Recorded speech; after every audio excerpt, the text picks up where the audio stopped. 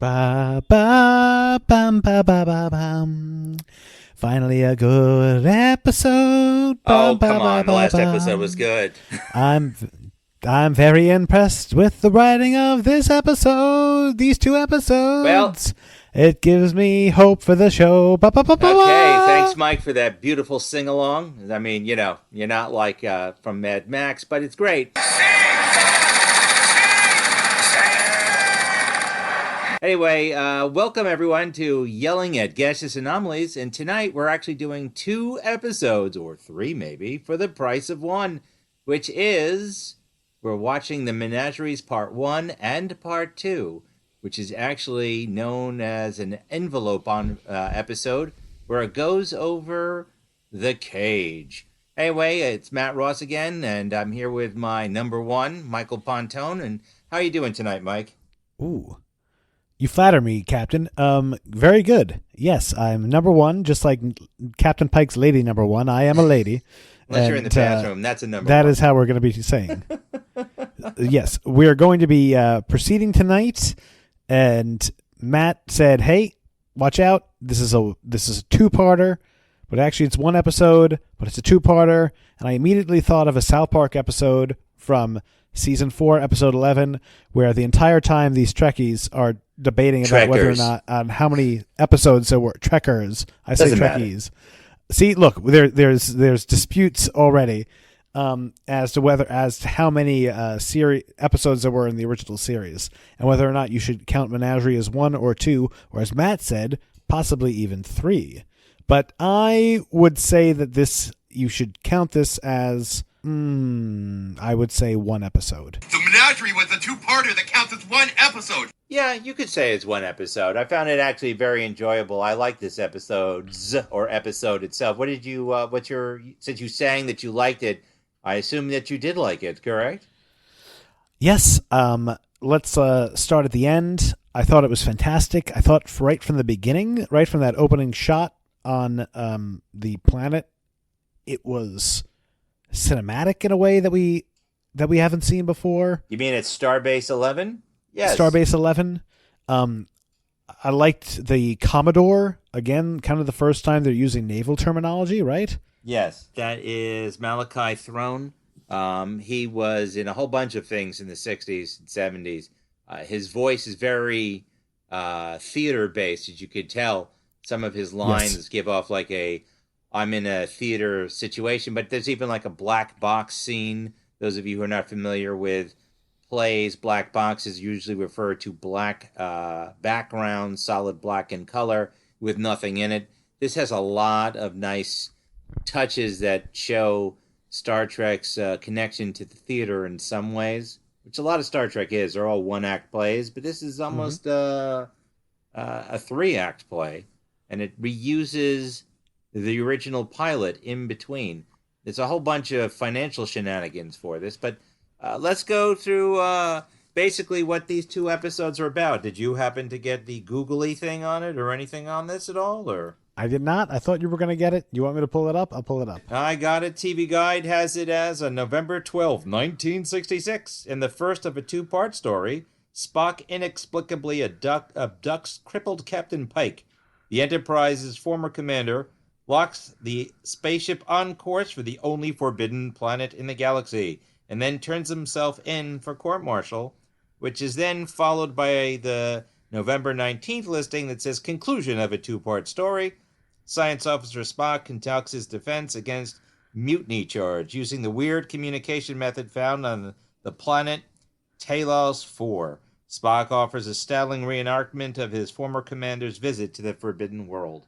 So that's a really general story, but basically what is happening is getting to the planet, rather the Starbase 11, they find out that this hero captain that you don't know about until this moment, named Captain Pike, gets injured and is totally incapacitated in a wheelchair. All he can do is, in fact, beep. That's the most famous thing. He's got one beep for no, or is it two beeps for no? One beep for no, two beeps for yes.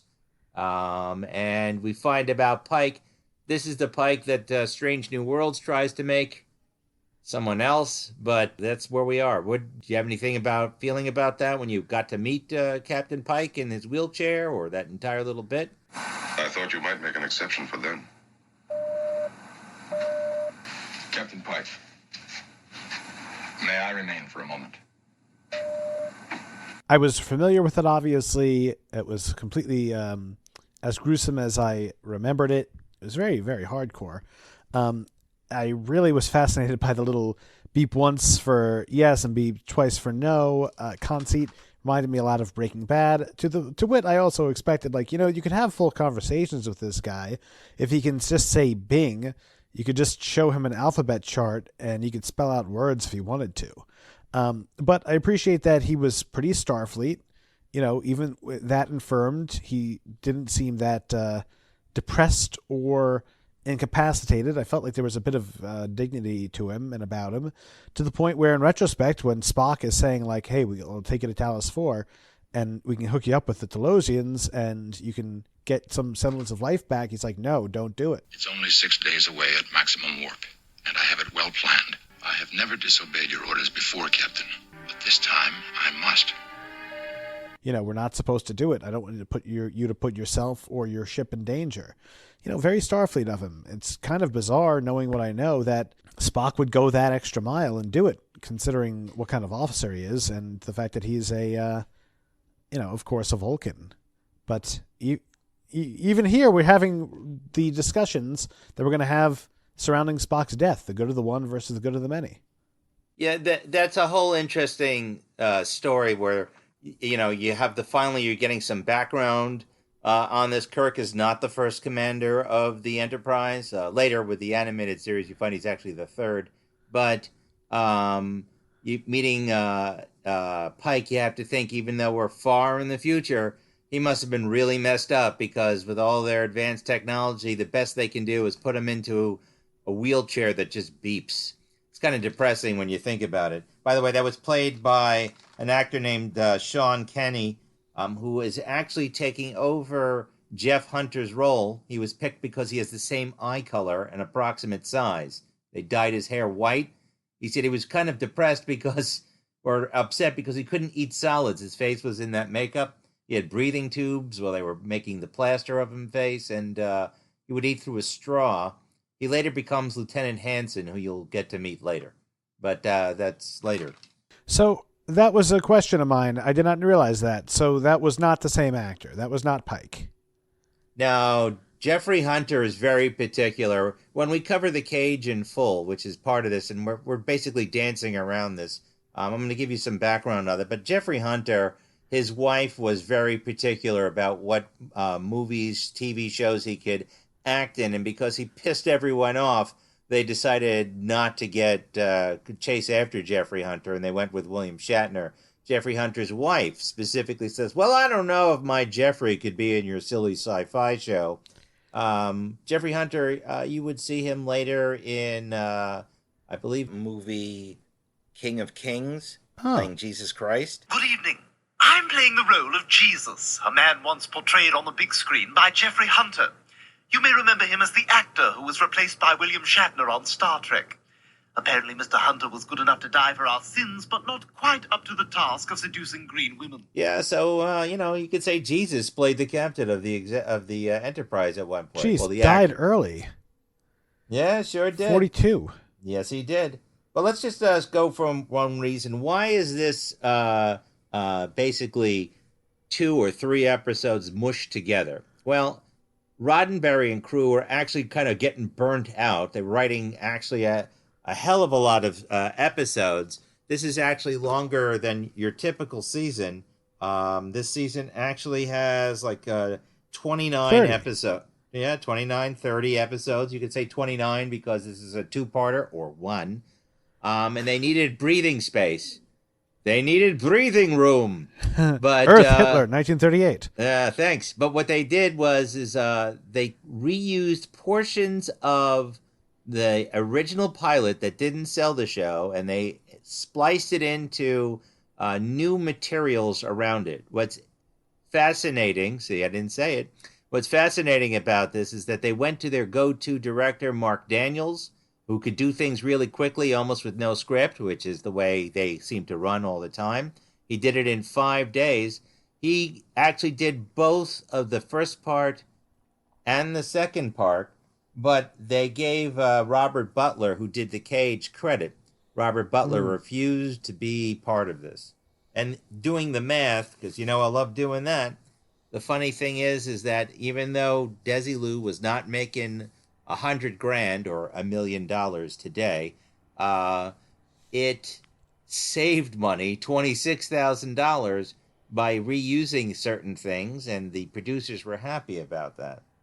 But so they saved $26,000 so they can do future work, and they saved a little bit of time as they were doing all these things almost simultaneously.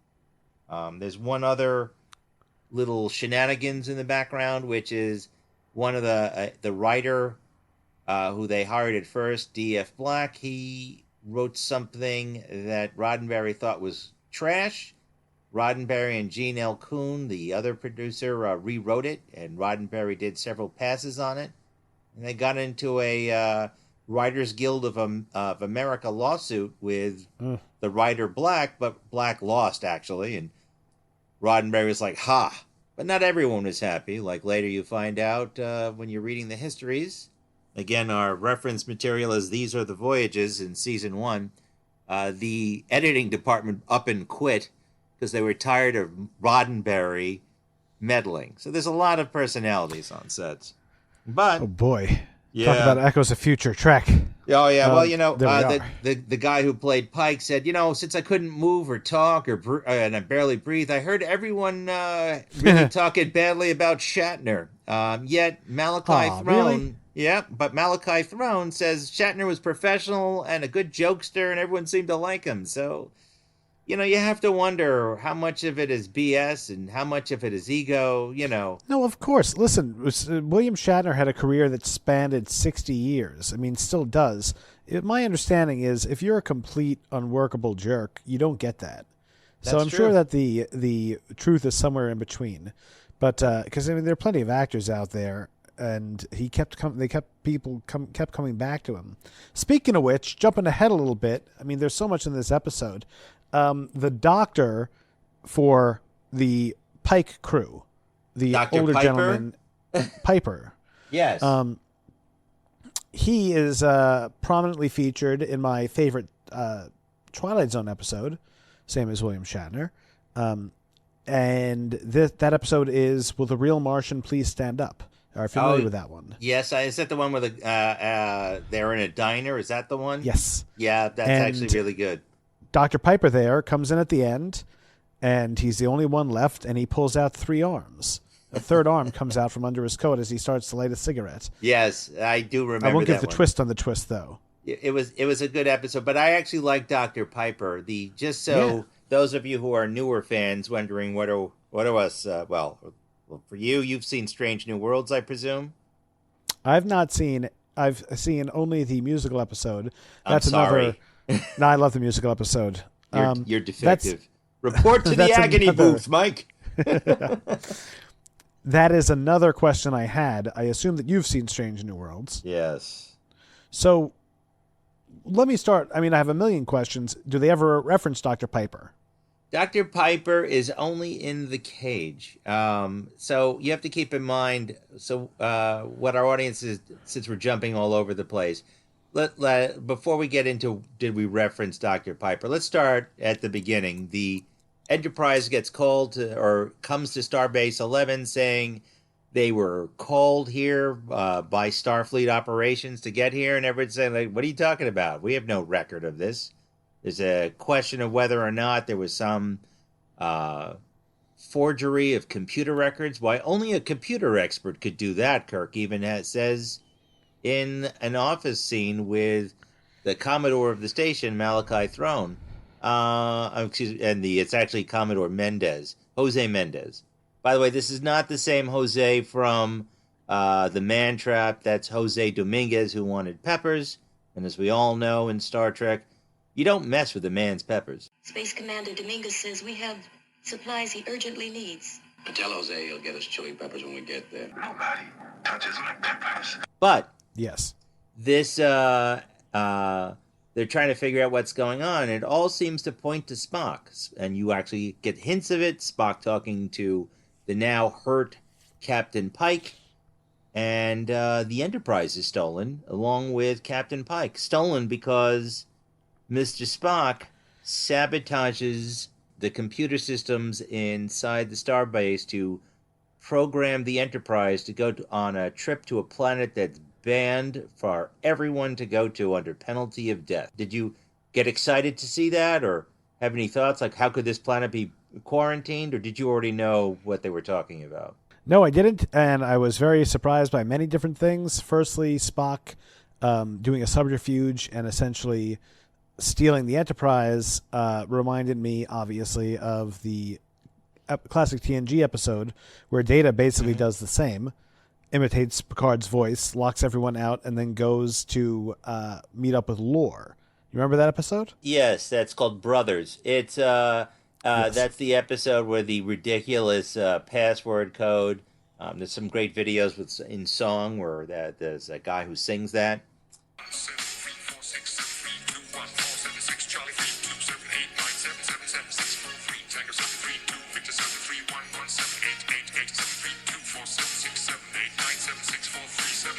But it's actually they are very similar in that regard. But at this point, you're like, oh my God, Spock in episode 10 or 11 is actually stealing the Enterprise, and then Kirk and Commodore Mendez chase after them in a shuttlecraft, which I guess is probably not a good idea because they're usually short range. Well, they're banking appropriately that Spock is not going to let them die. That is true, but you did have to wonder, is he going to let them die? McCoy, by the way, does meet Captain Pike on the ship. I think it's also funny, by the way, before they actually leave, when they recall McCoy to the ship, you see his like disdain for the crew going like, it's probably a hangnail that I need to get back to the ship. Like, come on, give me a break for 5 minutes. Probably somebody discovered a hangnail. I'll beam up, let you know, Jim. So it makes you wonder, how many hypochondriacs are on the Enterprise? What do you think, Mike? Is there at least like 3? Some guy going, Doctor, I got a headache again. That's all I'm thinking when I saw that. Or no impression on that? Yes. Oh, I don't With know. McCoy. You went all over the place. Well, I'm just saying, like, I thought it was funny with McCoy, like, being annoyed that he had to get recalled to the ship because, someone's got a hangnail. I thought that was kind of funny. But, Well, he's just doing the grumpy old doctor. He is a grumpy old doctor. God darn it. They are chasing the ship. Spock brings them aboard. McCoy humorously arrests Mr. Spock because he is the senior ranking officer. He's lieutenant commander. Although he's not a line officer. That's why that other guy is left in command of the ship. And Kirk comes aboard, and they realize they're heading to the banned planet Talos 4. A mysterious planet that only the Enterprise has ever been in. And then we have our court-martial, and we get to basically see something with Spock's presenting, saying, well, actually what happens is the Commodore says, I want to know why you're doing this, because it's an open-ended question, counselor. Of course you can have, as I likingly say, diarrhea of the mouth, and Spock presents the entire story. So remember that for trials, boys and girls. When you ask an open-ended question, you're going to get an open-ended answer, and that's what we saw. That's true. Yes. Less is more in most things in the legal field. Let everyone know. Now, speaking of which, very strange. This is the first time I've ever heard of the Federation being willing to execute anyone. But still not the Federation. And also... Starfleet. Well, Yes. Humanity. And also, wasn't there a something similar in later Trek in... I never saw it, but I heard tell of it in Voyager, something called the Omega Particles? Yes, that's I can't remember the name of that episode. There was the Omega directive where you have to destroy the Omega particle because it could destroy subspace and a whole bunch of stuff. And everything turns to the symbol Omega on the bridge. And Janeway says, well, we got to stop right here. Heck, going home, we got to stop and get this particle. I got to say, jumping ahead to kind of the explanation, I was a little fuzzy, and again, with this series, I never know if I missed something or if they just stopped writing. Why Did the Federation have a go there and you die rule? Well, that's because it relates to the later in the story where we get to Talos 4. You discover that the aliens, the Talosians, are able to make illusions so strong and so real that you can be fooled into anything. That you could even destroy yourselves because they make you think you're like activating something when you're not, or doing something when you're not, thinking you're someplace else. So they could actually destroy your ship by having you hit a whole bunch of buttons and you don't realize you just set the self-destruct. Also, they were afraid that as the Talosians themselves destroyed themselves and said, you discover that the power of illusion is like a narcotic and you would become addicted to it and kill each other for it, which is what happened to the Talosians on that planet. So that's why it's banned. Also makes a good drama. But when they're flying to Talos, they get to see a video essentially of what happened 13 years prior when Spock was on that ship. They had number one, or Una, as Strange New Worlds calls her, which also means one. How creative. And Captain Pike, as they're flying through space, coming from a mission to Rigel 7 where they just got their butts kicked on a ground combat situation.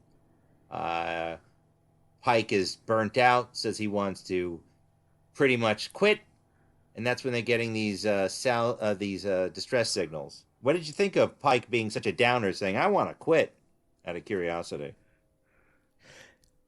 Yeah, I mean, interesting. Very much different character than Kirk.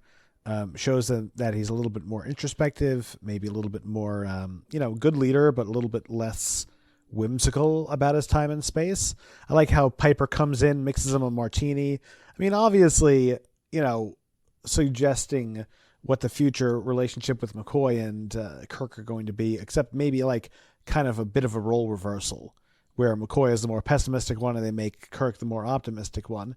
I gotta say, his number one, they did amazing casting with Rebecca Romaine. She looks pretty darn close. Majel Barrett? Kind of, yeah. And, yeah. And I dig the number one. I think that she is a good commanding officer from the little that we see. And, yeah, everything just looks so much cleaner. Because a lot of the earlier episodes that we've seen look way crappier.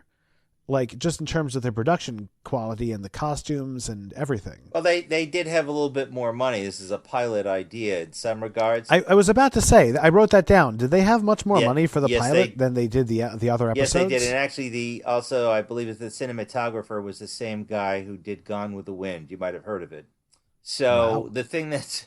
Very impressive. But there is some things that are different. Like, it's pretty dull in the colors. It's blues and grays and dull yellow, as opposed to having like wood tones and red and pink and orange throughout each and every episode of the actual series itself. Interesting conversation between Piper and Pike. Pike says, I'm tired of deciding who stays and who goes, who lives and who dies. It's actually one of my favorite lines. That, and there's some things people will tell their bartender that they'll never tell their doctor when he's mixing their drinks. It's a good relationship. At least they kept the booze with McCoy, so that's at least a positive. They actually then get a second distress signal. They get to Talos. They find an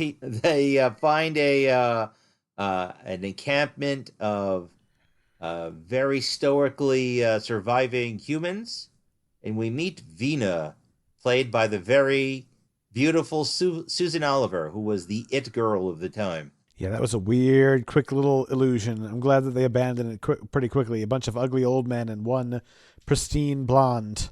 I was just like, oh no. It's true, because like these aliens, they're aliens. They don't exactly know what people are. And anyone else is like, oh man, this looks real dicey. They're like, nah, it's good. These are what survivors would look like, right? That's what you have in your mind. And that's when the Talosians come out. They capture Captain Pike, and and they take them away. And the crew fires phasers at where they went, but nothing happens. Or so you think, or maybe. And then we get to the commercial, and we come back to the ship. Yeah, I love the design of the Talosians. Nice, good alien look. Looks a bit like Balak. Balak, a little, From yeah. last- But if you take... Go ahead. From No, last episode? Yeah, well, it wasn't a dummy. By the way, was one of those Talosians a lady? They're actually, I believe, all women. But if you take Really? a look really carefully, yeah. If you look carefully, also the veins in their heads pulse. Ah, yes. But this is also what's different from the cage, is this is pieces of the cage. It's not 100% of the episode. Meanwhile, back in the, quote, present, they ask, like, is this accurate? Is this some great theater? As Malachi Thrones Commodore Mendez says. Pike beeps, yes, this is actual real. And they're watching what's going on with Pike. The ship tries to decide what to do. The doctor, Piper, very smartly says, listen, let me get this straight. These guys use illusion. They could be showing us anything, and they could make us destroy ourselves if we're not careful. But they head down anyway to try and rescue the captain, and they take like a phaser cannon or laser cannon, and they somehow beam their weapon systems down there, and they can't get to him. But that's even the doctor says again, listen, I warned you. We could have broken the entire entrance, but we have no idea, if we're actually seeing what's real. It's kind of freaky if you think about it. You imagine like what you're seeing is not actually there. Who knows? That could be also why Talos is banned. How would you know what the hell you're doing? What do you think? I suppose, but it doesn't seem like they've got any inherent, malediction or some sort of negative influence or negative motivation, right? It just seems strange that they would have the death penalty for this. That being said, it is, or maybe it's just something where they want to keep them away, so they make it a big taboo and they wouldn't actually go through with it. This also reminded me, in terms of all the allusions to future Trek, like the Brothers episode, this reminded me of Clues in no small amount, where there's some planet and some alien race that's so dangerous that we're not even supposed to know about it. Well, that's true, but that's again that's an outside force. That wasn't banned by the organization these Correct. people are in. This one, though, I could see it. I mean, yeah, they don't seem to have malediction except for wanting a race of slaves. So, yeah, I don't know. I still was kind of fuzzy about that. Why did they want us? Why did they want people? They wanted to revitalize their planet that they destroyed themselves by fighting over their powers of illusion. So what they wanted to do is they wanted everything. They wanted them to grow food on the planet, to reclaim the surface, to make everything the way it was, and they would be in charge with their power of illusion. As Susan Oliver's Vina says, is that they fought a war, they destroyed everything, and they got so wrapped up in their powers of illusion that they began to forget everything, how to fix their own machines even, and repair stuff, and they're just living their past glories in their heads. What you don't see, but you will see later, there are other aliens, which you may not like when you actually see the actual full cage, but so they captured other aliens to try and create other slave races. But that's so in a weird way, the title Menagerie would be more fitting to the original episode, and the title The Cage would be more fitting to this one. Yeah, kind of. It's a sort of reverse in a way, but you could apply it in there. It's because Pike is in there in a cage and he is on display, so it is kind of like he's an animal on display. Yeah. Great themes. I really enjoyed. Something that would be explored much later, 40 years later in The Matrix. The concept of, do people want freedom or do people want safety and comfort? And the sad thing is that you can't really have both in this world. And it's nice to see that 60 years ago, people were struggling with the same problems that we are today, where it's just like, we don't know. Like, is it better to be free or to be happy? It's pretty funny. I actually wrote down that this is just like The Matrix in some regards, because, you don't know what the heck you're looking at. I mean, you're living in this made-up illusion world in the movie The Matrix, starring Keanu Reeves or the Earl of Ted, and you have these a fake world. Spoiler for those who haven't seen the movie The Matrix. Ignorance is bliss.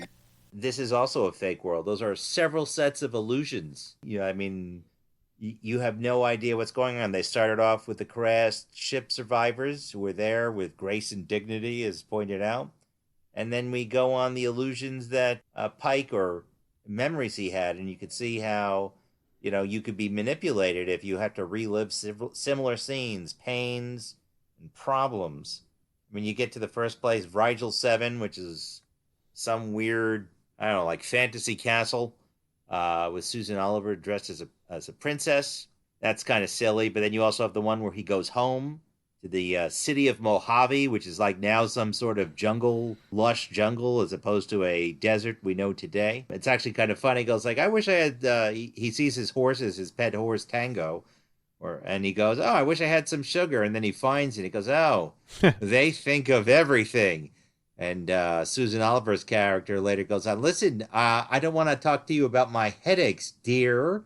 So they both know there's something up.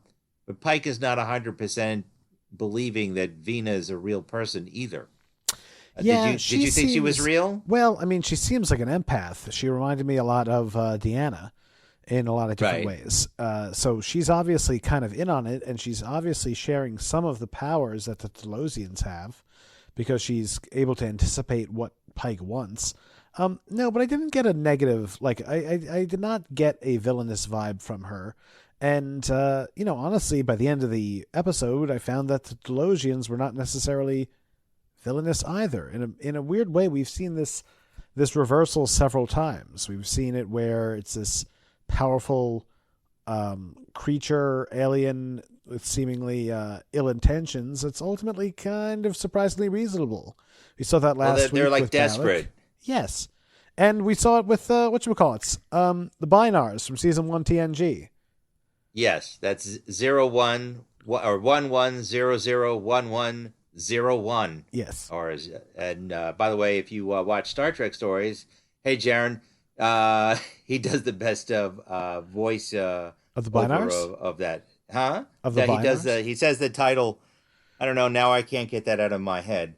So head on over to Star Trek stories if you want to hear that. But that aside, the most important thing out of this which has now infested everything of Star Trek, is of course the Orion green animal woman slave. Yeah, I didn't know that was in the cage. Yeah, that's the only time you see them. The next time you actually see Orion women is actually in Enterprise, which is Get out of town. Are you serious? 100%, sir. So. But there's a funny story I'll just share with you right now, even though I might say it again when we cover the cage in full, is that the people doing colors thought there was an error with the film, so they kept lightening her skin such that it was like back to her normal skin tone. And so the producers thought that the camera wasn't picking up, or the director was thinking that the film wasn't picking up the green, so they kept putting on darker and darker and darker green until they went to the developer and said, like, have you been taking out the green? Yeah, we thought it was an error. Wait a second. I thought that the cage was shot in black and white. No, it was not. It was not just shot in black and white. It was both black and white and color. Oh. I think the black and white was dailies. So the color is what they presented to NBC. They said it was too smart, is one thing. But they also pointed, that's what they say, but they also did not like the fact that Roddenberry used his side action, who's Majel Barrett in this, that's number one, as one of the stars. They actually hated her and they hated Spock. They wanted them both gone. He got rid of one, sort of. But, why'd they get rid of number one, and why'd they get rid of Dr. Piper? Well, Dr. Piper, I think they wanted someone else, and Dr. Piper was more comfortable doing Westerns at the time. Sure. I'd have to just double-check that, but they wanted someone else, so they had D. Kelly on the list, and he was next up, just like they had Bill Shatner on next after Jeff Hunter. As for getting rid of number one, It was really, they were more annoyed that it was kind of a nepotismal, or that Roddenberry was giving someone that they did not want to have it get out that he was having an affair on his then wife with her. And so they were more pissed that he was using his power as a producer kind of incorrectly. At least that's that's one of the stories. Roddenberry said it was like, oh, women didn't like her. It's more the first thing I said than the second thing. Speaking of women, what did you think of the Lieutenant Piper, the young yeoman, all the way back at the beginning? Did you think she was cute? Because that's not Dr. Piper's niece. She makes she makes some snide comment about Captain Kirk, like, oh, I know this girl who's pretty much slept with you. She said so many nice things about you. I thought she was good-looking gal. I mean, she's here and gone in a second, even though she's the first person we see in the episode. So why is she looking up at the sky, though? Yeah, I don't. I mean, there are a lot of different things I'm a little fuzzy about. Again, I don't understand why Spock. Again, did I miss something? Why there was a time crunch on this? Spock was like, "Oh, we only have this amount of time to get blank." He was trying to. They were there. He redirected the Enterprise there by falsifying orders inside the Enterprise, because he's one of the top computer experts in the unnamed Federation.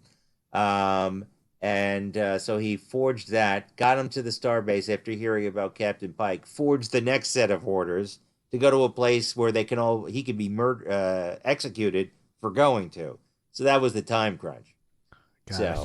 By the way, while they're in the hearing, and again, it's not the Federation. In fact, nothing says United Federation of Planets. Mm-hmm. Nothing at all. It says Starfleet. The shuttlecraft even says SB for SB-11 for Starbase 11. By the way, I only know that because I have a still of it on my screen right now. But they get a message from Starfleet Command, and they actually say ComSol, as in Communications Sol System. It's not Starfleet Command.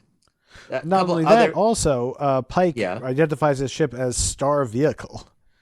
Space Vehicle. And he's from the United Spaceship Enterprise. And the survivors, by the way, they are from the American Continent Institute.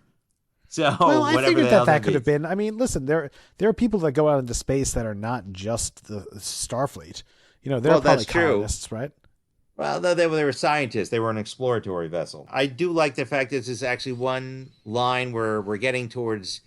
I think we should just keep it all as one episode, but this is split in two parts.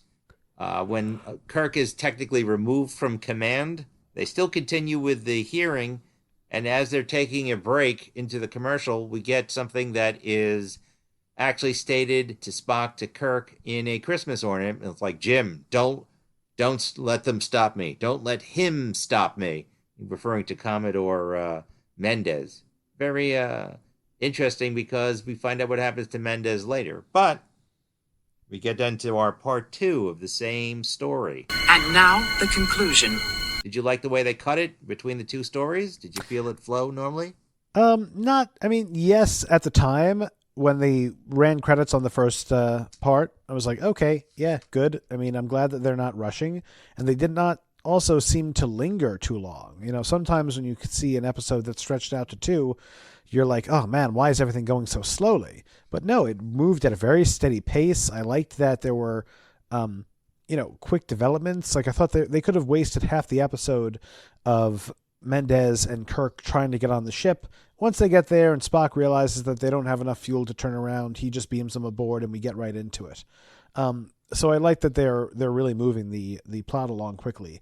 I do have to say, though, ultimately, it really is like the first episode is an episode, and then the second episode is the cage. Yes, most of the second episode is the cage, which is not bad. I dug it. No, it is good. It's actually a very good story. What I do like, though, is at the beginning of the second, they have that black box scene where you have Kirk with a black background, and then you see Spock and the Commodore like at catty-corner to each other, and it goes, how do you plead? Guilty. That entire, next time on Star Trek, the original series, without Majel Barrett's voice, obviously. Right. It's a good recap of everything, and you don't get to see clips. of of what happened before, but it's a good catch up of everything that was from the prior episode. And again, by the way, this was not like filmed weeks apart. This is all done in 5 days. So that Yeah, of course. But I mean, listen, he did a right thing, and obviously you don't need supporting characters like Sulu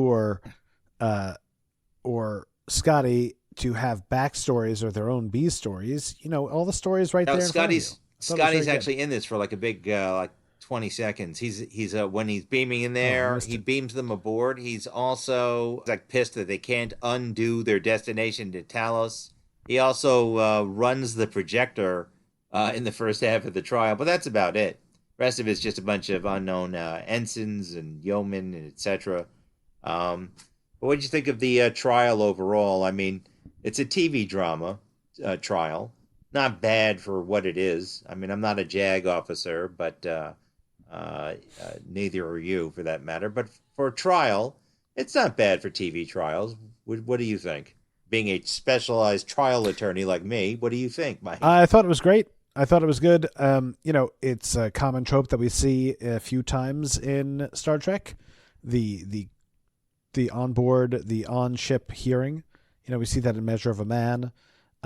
We've seen trials in Star Trek Undiscovered Country and in Voyage Home.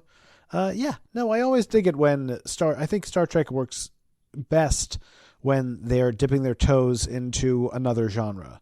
You know, I like it when they do a little horror. I like it when they do a little bit of romance. Obviously, when they do a little bit of action.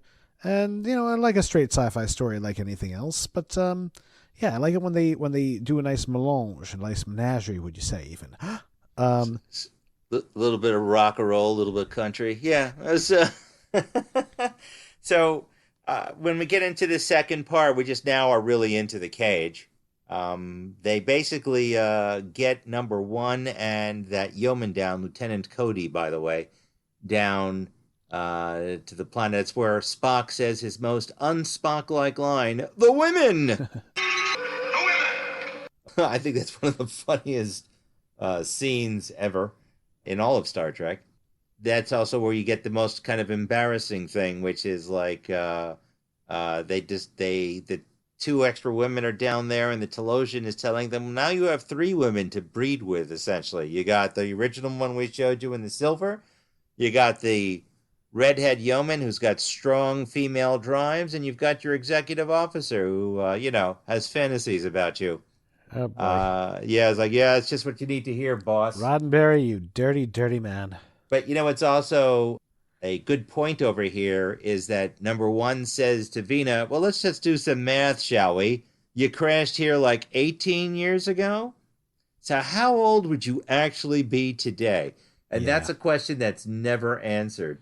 So let's just assume that she crashed there when she was 30 or 40. So she's probably 58 or maybe even 60. Not that that's old, but they're trying to, number one is trying to point out that she doesn't look like who she seems. I mean, she's already disappeared physically from the room at one point when she's being tortured. Yeah, but I like that the whole reveal I thought was fascinating, that it wasn't that, oh, she's old. It's that she was torn apart and they put her back together because they have power, but they don't have necessarily, just because they have power, it doesn't mean that they have wisdom, right? They or have knowledge. No medical skill to put back a human. So she looks misshapen and deformed. Which is such a fascinating concept where it's so horrifying too. But even I appreciate that Roddenberry was advanced enough to know, like, listen, there can be horrifying things with no malintent. You know, That's they weren't true. like, we made her ugly. Like, hey man, we had a lot of skill, and we had a lot of talent and tools, but we didn't have the know-how because we've never tried to put a human back together. So this is the best we could do, and we gave her an illusion to cover the rest. But you know what? I also like this because that's getting towards the end. Is when they get there and their weapons and all their stuff says it's not working, but it actually is working. Yeah, that was pretty sweet. I like that when the Talosian comes in to just leans over to try and take it. Captain Pike grabs one, turns and tries to choke the heck out of him. That's the scene where Pike basically says, like, this laser says it's empty. You want me to try that theory out on your head? And then suddenly, the hole he shot in the transparency is very, very apparent. I always thought that was funny. I was thinking, though, maybe that was an illusion, too. If you really think about it, they could have just made a further illusion where they walked through further illusions and thought they were free. Kind of like several other Twilight Zones. Or TNG episodes where they're stuck Right. in the holodeck multiple levels down. Wouldn't that be scary if everything that we've seen, all of Trek, is just a Talosian memory? It's just a Talosian illusion. Maybe we're all... How about this? We are in a Talosian illusion right now, and watching Star Trek is the only tiny little bit of window we have into what real reality is. Or we're in the Matrix watching the Talosians, and it's all one big weird thing. You've been living in a dream world, Neo. This is the world as it exists today. Welcome to the desert of the real. And it's all turtles all the way down. I mean, Neil deGrasse Tyson, he said that, listen, statistically, we are in a simulation. For the simple fact that if there's ever a simulation, that means that's realistic. That means the inhabitants of that simulation will create simulations and so on and so forth. So there'll be 1 billion simulated realities and only one real reality. Accordingly, why would we be in the real reality? That would be a 1 in a billion chance. Plus, you can never prove any of that. So, of course, it doesn't matter. It doesn't really matter. The big takeaway from really this, matters. ladies and gentlemen, exactly. The big takeaway from this, ladies and gentlemen, is I'm stressed out about a trial tomorrow. And, all these different things. The big takeaway is don't worry about it. Kick back. Nothing's important. Go get yourself a dog. That's the only thing that matters. I don't know. After seeing your dogs, I think I'd be more stressed. I have children, but they never give me any stress. Yes. But you know what? I'm going to tell you, with this Illusion and Illusion, I'm going to recommend this 1997 Outer Limits episode. It's the new Outer Limits. It's called Tempests. It's where... a crew member gets bitten by a spider. It's actually a little bit depressing, I will tell you that, but you can't determine whether you're watching what's actually happening or it's a toxin-induced reality. I'm not going to spoil it. I'm assuming you've never seen it, Mike. I have not. You can probably find it on YouTube or somewhere on the internet where it is all on YouTube. Things are. Yes, it's a little disturbing, but I still recommend you watch it. I think this is where we're kind of wrapping it up, even though this is 2 episodes. We come to the end of the cage. Listen, as Rich Evans once said, it's difficult to criticize things that are good. That's true, and but I think you and Rich Evans should go on a date. Oh my goodness! I'm telling you, man, when I think about Dick the birthday boy. No. When I think about, who, if someone's like, okay, you could have dinner with any celebrity, who is it going to be? I am seriously torn. Only 2 people come to mind, and that is David Lynch or Rich Evans. Those are the only ones. I'm not interested in anyone else. Really? I don't know. I don't actually have anyone I really would like to just go hang out with. Actually, in my mind, I would like to go out with the actual Captain Kirk and Mr. Spock. I don't know, probably because they were my childhood heroes. Maybe John Paul Jones, but he's kind of dead. But there's some things before we get to our ratings, and I think we should do 1 rating for both of these. But I'm going to just point out some interesting things. The nail polish of Majel Roddenberry. In the 50th anniversary, they actually had a whole bunch of Star Trek nail polishes. You can find them. They're actually collector's items, some of them, by MAC. So you can get that color, ladies, if you're so interested. Or guys, whichever. There's some things, though, that's the one I also point out. When they were filming this together, in the middle of it, Herb Solow, one of the producers, said, like, oh, my God, do the actors who were in the cage have the right to get money? Could they sue us? Is that a work for hire, to get kind of technical? These are questions they should have thought of before they started putting it together. Well, I will tell you, the person who was the biggest prick when it came to wanting money was, who would you guess? Leonard Nimoy. Leonard Nimoy. Oh, really? He wanted more and more money. Why is that? Well, you're getting my image twice. Desilu's position was, we paid you the first time. We're not going to pay you again. Well, you're paying, Jeff Hunter $5,000 in $1966. So he wanted $1,250 for the scenes Oh, they just cut pay of the him. man.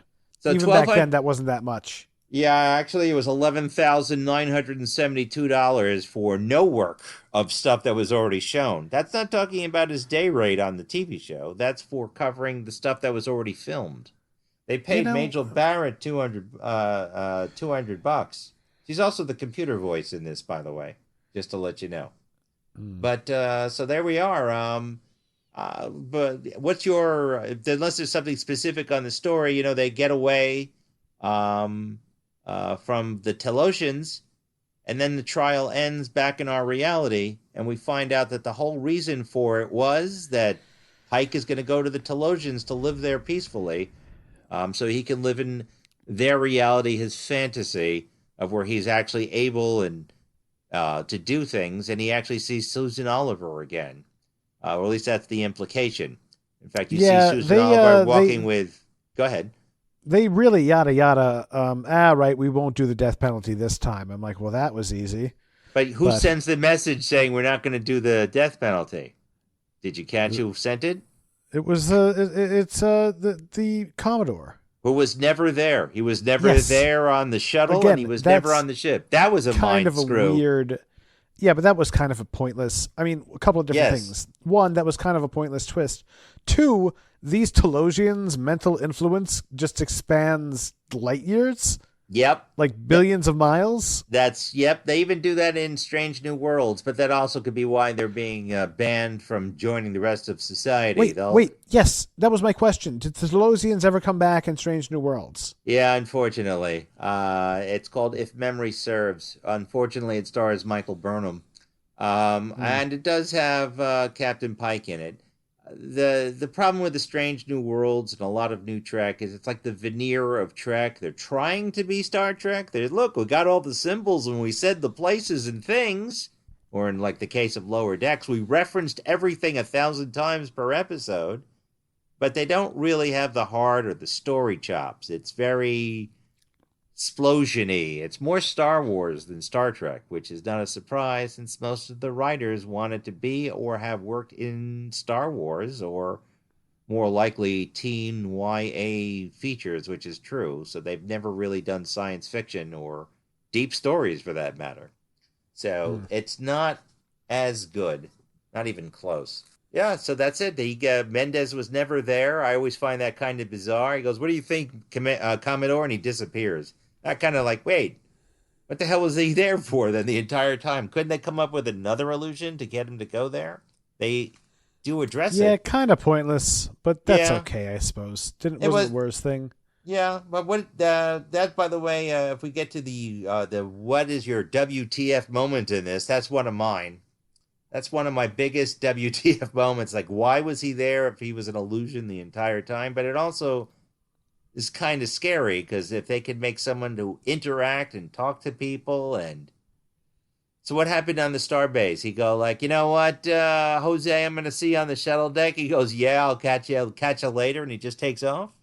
Yeah, very, very frightening. Again, that even back then they were getting... So, I mean, that means that these guys are almost like Q. I mean, they have mental influence throughout the galaxy. I can jump right in on my WTF moment. Was the interlude where Pike chases after and has like a little fight with that weird big barbarian giant guy. I'm like, okay. And Rigel 7 looks like he's fighting Jaws from James Bond. Yeah. That was obviously just something from shooting the rodeo from the cage.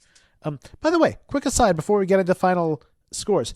Didn't the same thing... I thought this was the best episode that I've seen, right? I'm going to give this a 9 out of 10. And I'm going to also say that for some reason, when Star Trek is squeezed financially, and they're like, well, we only have money for this, and we need to do this, so change the story to match our funds, what's available, we get gold. Because didn't that happen with Chain of Command in TNG when Picard gets kidnapped by the Cardassians and tortured? That was like the same thing. What, you mean like that they didn't have a lot of money type of thing? Well, that it was turned into a 2-episode arc, and I believe that it was that they had another episode planned, but that they couldn't. They didn't have the money for it, so they just decided to cut up that one episode into two and expand on it to make it more of like a psychological drama. Well, you know what? I'll tell you what, Counselor. You can submit briefs on it for our next episode, and then we'll debate it. Because actually, I don't know about that one. I do know that it's a good two-parter, the Chain of Command from TNG. But this two-parter I thought was a good use. The difference is that two stories. This one is reusing something, and they had an ulterior motive. But my WTF moment, the one that still drives me nuts, is when they go see Captain Pike. As opposed to everywhere else on the starbase, on every starship, he has an actual door that they opened with a door handle. And you're thinking... I didn't even notice. The guy with the wheelchair should have a door that automatically opens. You can't. He doesn't have hands, for God's sakes. Other things that I like, besides the singing plants, they do have those again in Strange New Worlds, which are in the cage. I like the away jackets that they had when they were in the beginning. There's also, you'll see a guy with a backpack. That was actually covered by in the Star Trek annuals and like Gold Key comics, which were not done by Star Trek people. They thought everyone had these backpacks or radio backpacks. If you look very subtly at when the Talosians are stealing the captain, if you look carefully, the crew kind of looks a little beat up. They just said they were on some sort of dangerous mission. One of them even has a bandage on his neck. I'm sure that's from a shaving accident, but I think they just went with it. But that's pretty much my WTFs. I'm going to give this also a 9 out of 10. And by the way, just for the record, I'm reducing my Corbomite maneuver to an 8 out of 10, just based on this, because, I can do that. I support that. I think I gave that 6 out of 10, right? I think you did. Actually, I do have a very high-tech spreadsheet, and I'd like to thank... the Penske file for coming up with the idea of tracking that stuff on a spreadsheet. If you give me a moment, if the internet will allow me, I could tell you what our actual scores are, but I will tell you that we're coming in about almost about the same scores overall where we are. But let me just pull that up. But what else is going on? You said you have a trial tomorrow. What else is going on in your life? Trying to take work less seriously. Take what? And actually devote work less seriously and devote more time to things like this podcast and my good buddy. Oh, that's so sweet of you. I appreciate you and everything you do. Oh, yes. Now I know the other WTF moment. I find it really funny. You have to look really, really carefully. But if you look at it, there is a moment every time they enter the elevator on the Talosians, there's a tinkling of a bell. I find it's so ridiculous. With opening and closing chimes. You want to know what you gave the Corbomite maneuver? You gave it a 7. So I'm going to give it an 8. So far, without counting this episode, our averages are about, I'm almost at an 8. You're almost at a 6 overall in the season. But we're both giving this 9s. And how are we counting this? Is 1 episode or 2 episodes? Of course, that's a South Park quote. 1 episode. Yeah, 1 episode. 2 at maximum when you have it. But that's the end of this one. Anything else you want to add to this, Mike? Nope. Live long and prosper, Captain. Thank you very much. I had a great time watching this one. And where are we looking at for next week? The next one is one with, it's called The Conscience of the King. It's a one that delves into Kirk's past, and it's not as a pretty past as one would have. It's a different episode. I will put it. It's more like a Shakespeare play, and you'll know why. And that's on our next episode of Yelling at Gaseous Anomalies. I'd like to thank you again, my number 1, for working on this and with me. And I'd like to thank all of you for joining us. Don't forget to like, share, and subscribe. And if you want to contact us with any questions or if you want to have any comments besides liking us on YouTube and hitting that, you can also email us at yellingatgas@gmail.com. Don't forget, remember to like, share, and subscribe. And we'll see you next time on Yelling at Gaseous Anomalies. Live long and prosper. Good night, Mike. And you, sir. Good night, sir. Wrong thinking is punishable. Right thinking will be as quickly rewarded. You will find it an effective combination.